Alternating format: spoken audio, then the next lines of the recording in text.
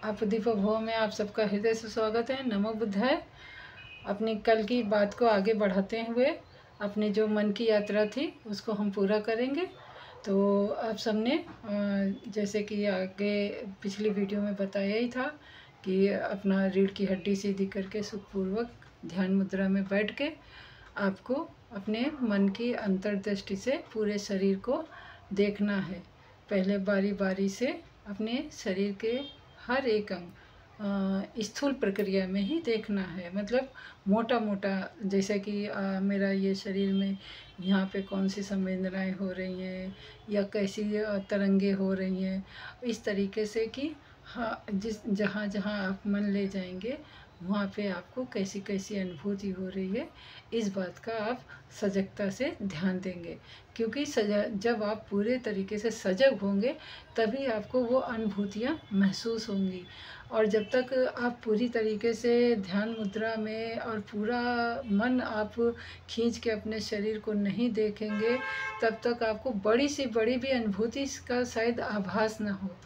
और मन जो चंचल है वो तो आपको सपने दिखाएगा ही, तो आपको सपने नहीं देखने हैं।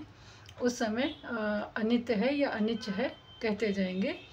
और अपने मन को पहले तो हम अपने जो मन है, अंतर्दृष्टि है, उसको हम मन को अपने शरीर के एक एक अंग में जो मोटे मोटे तौर पे गुजारेंगे। और शरीर का वो भाग भी नहीं छोड़ना है जिसको लोग कहने में, जबकि वो हमारे ही शरीर का अंग है, जैसे कि गुदाद्वार है या फिर स्त्री पुरुष का अपना प्राइवेट पार्ट है, वहाँ पे भी आपको अपना मन ले जाना है और अपने मन की मतलब अपने जो शरीर की अनुभूति है, स्थूल अनुभूति है या सूक्ष्म अनुभूति है, या फिर जब आप मन अपना उस जगह लेके जा रहे हैं, आपके मन में कैसे विचार उठ रहे हैं, अच्छे विचार उठ रहे हैं कि थोड़े से जो कि अच्छा नहीं माना जाता वैसे विचार उठ रहे हैं। यानी कि आपको एक साथ धीरे धीरे, पहले तो आपका केवल सांसों पे ध्यान देना था, फिर दूसरी बार आपको अपने मन को खींच के एक स्थान पे रखना था, फिर तीसरी बार अभी आपको अपने मन को अपने शरीर में हर जगह पे लेके जाना है। और हर प्रकार के जो भी संवेदनाएं हो रही हैं उन पे भी ध्यान रखना है। यानी कि जैसे जैसे आप प्रोग्रेस करेंगे वैसे वैसे आपका मन को बहुत कुछ करने को रहेगा। आप विचलित ना होइए, पर बहुत ही सावधानी से अपने मन को अपने वश में करके अपने शरीर का आंकलन करने की कोशिश करिए।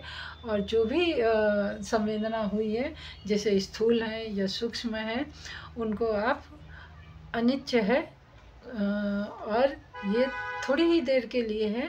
जब आप अपने मन को बताएंगे तो सच में वो देखना, वो थोड़ी देर के लिए आपका स्थूल शरीर होना प्रतीत होगा।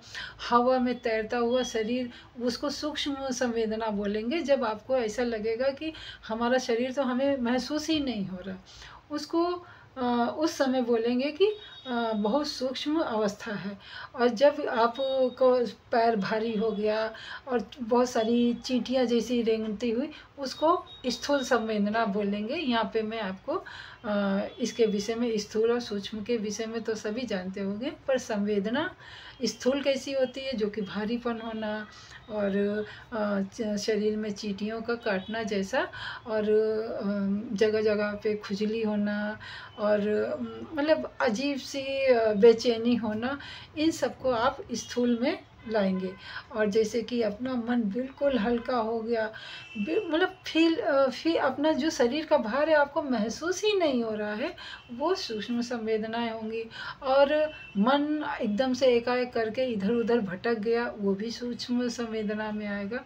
तो आपको पूरा ध्यान अपनी संवेदनाओं में तो लगाना ही लगाना है, परंतु इस बात का विशेष ध्यान रखना है कि मेरा मन कहीं इधर उधर भटक तो नहीं रहा है।